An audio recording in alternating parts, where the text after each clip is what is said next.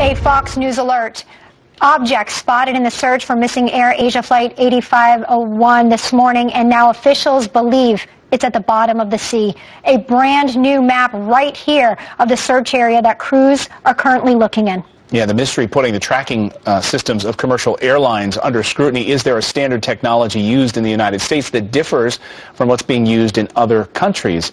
Let's ask Sal Lagonia. He's an aviation attorney and pilot. Always great to see you, Sal. Welcome to the show. Good to be back. Let's talk about this technology that's on board this aircraft. What facts are we able to pull from what the air traffic control able to monitor this aircraft from takeoff right now? What do we know? Well, we know that they had pretty much radar contact throughout the entire flight, so they knew exactly when the aircraft left the radar screen.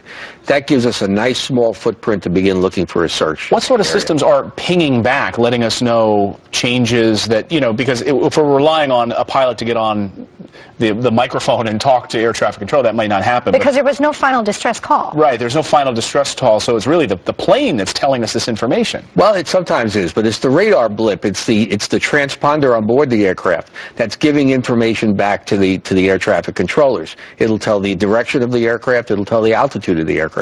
In this case, he was asking for a higher altitude. Why? We don't know. That's a big question. Right, he was asking for 38,000. He was asking for 38,000. I mean, the assumption is that he was trying to outclimb a thunderstorm. Most pilots know you're not going to outclimb a thunderstorm. What, in terms of tracking, how does it differ in what our capacity is here in the United States versus what we're seeing here in other nations? Well, certainly on the mainland United States, we have radar almost everywhere. Believe it or not, there actually are some gaps even within the continental United States.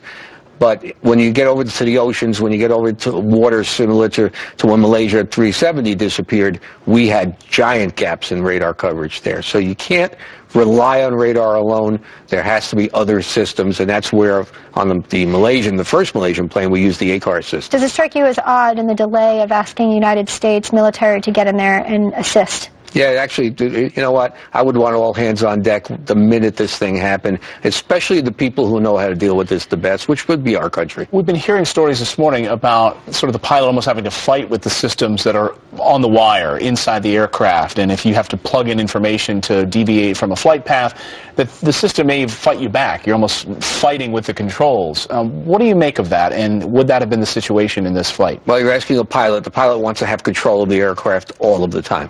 And so the Airbus mode is to have a fly-by-wire system where the aircraft tries to save you from yourself. But the reality is most pilots are so well trained, are so into what they're doing, that they are the best line of defense of any of these kind of problems. But that system was put into these planes because 75% of the errors were marked as pilot errors, and so they said this is going to override what we see as a general mistake, correct? That is correct, although I would say that 75% of the errors are what people want to say are pilot errors. Sure. Very often it's a pre-flight error. Very often it's something else that eventually gets blamed on the pilot because they're in command. Was this a pre-flight error? I mean, we know this was a short flight, and if there are this type of thunderstorms in your flight path, should they have even flown at all? Well, if you had radar working on board, and if you could pick yourself through these kind of thunderstorms, pilots do it all the time, as long as you maintain a 20-mile radius. But what we do know about these particular types of storms is they're very fast-moving, they're fast-developing, they could have developed en route to the area that he was in. I see. And they very quickly dissipate as well. So the picture you're seeing at takeoff is not going to be the picture you're going to see down the line. Okay, great insight. Sal Lagonia, thank you for being with us. My pleasure. Pleasure to have you here. Good to see you again.